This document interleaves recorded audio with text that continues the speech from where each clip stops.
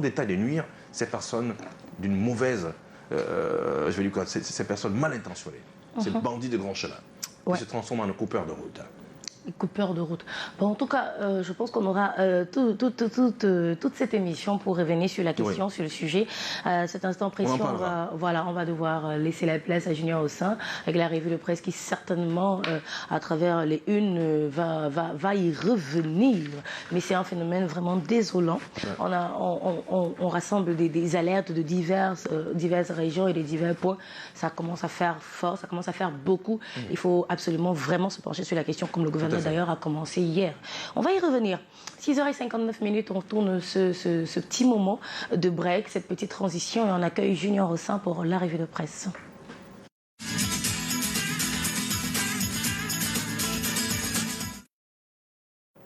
Voilà, de retour donc, qu'est-ce qui fait l'essentiel de la une de journaux parus ce matin au Cameroun et le monde de réponse avec notre très cher Junior Ossin et pour la revue de presse. Bonjour Junior Ossin. Bonjour Thierry Carole, bonjour Patricia, bonjour à tous. Et nous démarrons donc cette revue de presse avec le journal L'Essentiel.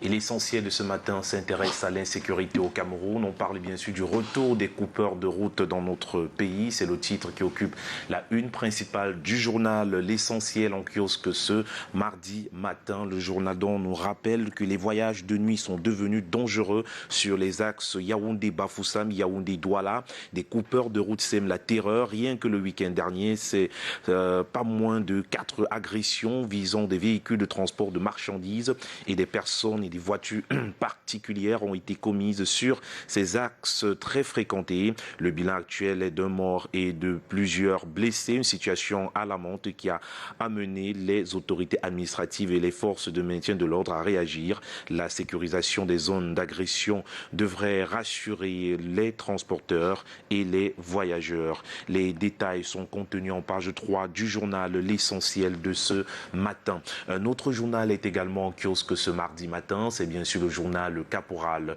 Le journal Caporal qui revient bien sûr sur la journée internationale de la femme, parlant justement de cette journée internationale de la femme. Le journal Caporal s'intéresse bien sûr à la Commission des droits de l'homme du Cameroun qui dénonce le cyberharcèlement à l'endroit des femmes et prône l'utilisation responsable des réseaux sociaux. Dans une récente déclaration rendue publique, le professeur James Mwangue Kobila condamne les actes déshumanisants envers les filles et femmes. Aussi, le président de la CDHC recommande au gouvernement de combattre la mauvaise utilisation des réseaux sociaux en exhortant in fine les parents à accorder davantage d'importance à l'éducation de leurs enfants. D'autres détails sont contenus en pages 8 à 9 du journal Caporal Info de ce matin.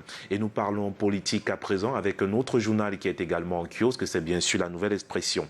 La Nouvelle Expression de ce jour s'intéresse au sénatorial 2023 au Cameroun. Avec La Nouvelle Expression, on parle bien sûr de la sénatoriale du côté des sénatoriales du côté de Bafoussam où le SDF et le RDPC s'embrassent tout simplement. Les grands électeurs du parti de la Balance ont accordé les suffrages à la liste présentée par le parti au pouvoir.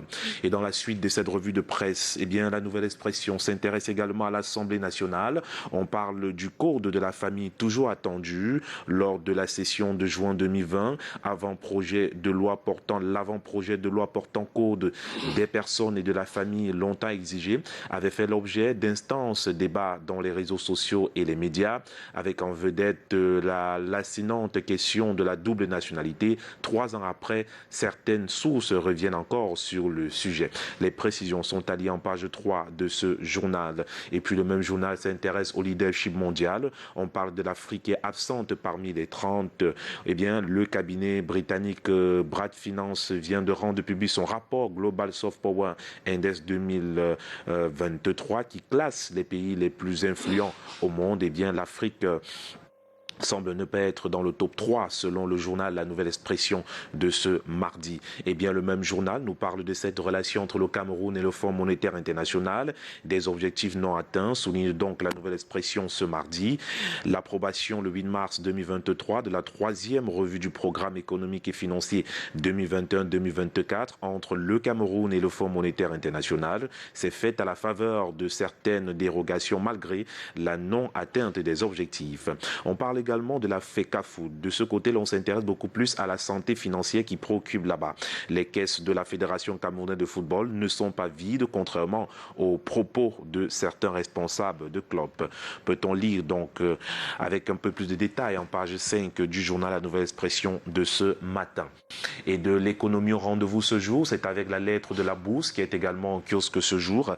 Eh bien, la lettre de la Bourse s'intéresse tout d'abord à sa une principale, vous le voyez très bien, au sommet des chefs d'État de la CEMAC, d'importantes réformes structurelles attendues au moment d'abriter le sommet sous-régional. Yaoundé pourrait devenir le berceau de changements structurels majeurs, non sans envisager l'avènement d'une nouvelle monnaie venant définitivement mettre un terme à la dépendance d'une monnaie contrôlée par la France, quitte de la crypto-monnaie, devenir du compte d'opération, disposition des accords de Fort-Lamine sur la présidence rotative. Voilà 3 questions qui occupent donc la une principale de ce journal et dont les réponses sont contenues en page 6 du même journal. Et puis le même journal ce matin s'intéresse à cette, du moins à l'énergie, au Gabon. On parle d'une unité de liquéfaction de gaz sur le cap Lopez de ce côté-là. Eh bien le même journal, au bas de sa une, nous parle de la CEMAC Capital Market Award, JOUJ-23, la lettre, du moins, la lettre, sa société de convention dédiée au marché des capitaux, organise, faudrait le dire ainsi, les 5 et 6 avril 2023 à Douala, sous le haut parrainage de la commission de surveillance des marchés financiers de l'Afrique centrale et en partenariat avec la Bourse des valeurs mobilières de l'Afrique centrale, la première édition des awards du marché des capitaux de l'Afrique centrale. Donc il ne reste plus que 23 jours pour la tenue de cet événement très attendu en Afrique centrale. Et nous poursuivons ce matin avec un autre sujet à présent, mutation, qui s'intéresse à l'axe Yaoundé-Douala. On parle de ces gants aux cailloux. Des coupeurs de route s'attaquent à des passagers dans des bus après les avoir caillassés puis immobilisés. Le gouverneur du littoral organise la riposte très rapidement. Les précisions sont contenues en page 5 de ce journal en kiosque ce matin. Et puis, mutation quotidien, nous parle également de la CEMAC et nous propose ce matin les enjeux d'un sommet à lire tout simplement dans le journal en kiosque ce mardi. Nous poursuivons ce mardi avec un autre journal qui est également au rendez-vous, c'est bien sûr la voix du consommateur. La voix du consommateur qui s'intéresse à la protection des consommateurs. On parle cette fois-ci d'une conférence qui se tiendra ici même à Douala à l'occasion de la journée mondiale des droits des consommateurs qui se célèbre le mercredi 15 mars 2023. La Fondation camerounaise des consommateurs a convié plusieurs experts de renom à l'instar de l'universitaire Dr Louison Essomba, l'économiste Dr Georges Edimo Mongori, le nutritionniste Samuel Fosso et le médecin Dr Serge Bruno Ebon pour édifier les consommateurs sur leurs droits, leur pouvoir économique et l'importance d'une bonne alimentation. Les précisions sont à lire dans ce journal en kiosque. Et puis le même journal nous parle ce matin du Focaco Award, acte 7, Annie Anzoué confirme sa présence à ce grand rendez-vous. Le rendez-vous est donc pris pour le vendredi 17 mars 2023 à Douala. D'autres précisions sont à retrouver dans ce journal en kiosque ce jour. Et nous terminons cette revue de presse avec un autre journal qui est également en kiosque, bien sûr, pour parler du transport interurbain au Cameroun. Attaque groupée contre des agences de voyage dans la Sanaga maritime. Les compagnies Touristy Express, Prestige Voyage, c'est un Séries Express, Bukawa, etc. entre autres, ont essuyé des projectiles provenant d'individus non identifiés dans les zones de Dibamba et Deyapuma, Sikum, etc. Des véhicules personnels ont également subi des attaques similaire, de nombreux dégâts enregistrés. La réaction du ministre des Transports après celle du gouverneur du littoral. En tout cas, d'autres précisions sont contenues dans ce journal en kiosque de ce jour.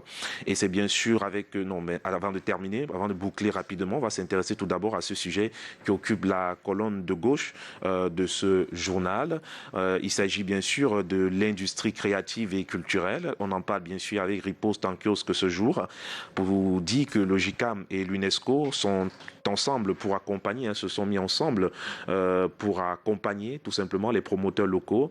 Donc Aline Valérie Bonon, la directrice exécutive du GICAM, et Paul Courtez, le directeur régional de l'UNESCO pour l'Afrique centrale, ont signé à cet effet un mémorandum d'entente le 7 mars 2023 au siège du groupement interpatronal du Cameroun pour pouvoir accompagner les promoteurs locaux dans le domaine de l'industrie créative et culturelle au Cameroun.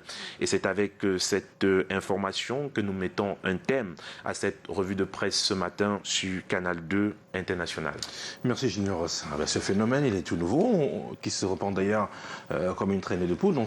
On croirait tout simplement que les mecs sont donnés un mot d'ordre, c'est-à-dire que nous on va gérer Douala, vous allez gérer du côté de Bafia, et nous on va gérer du côté de Konsama. Ça devient bizarre. Heureusement tout de même que les forces de l'ordre, le gouverneur a pris ses responsabilités à main pour interpeller les personnes qui devraient bien évidemment prendre des mesures à main.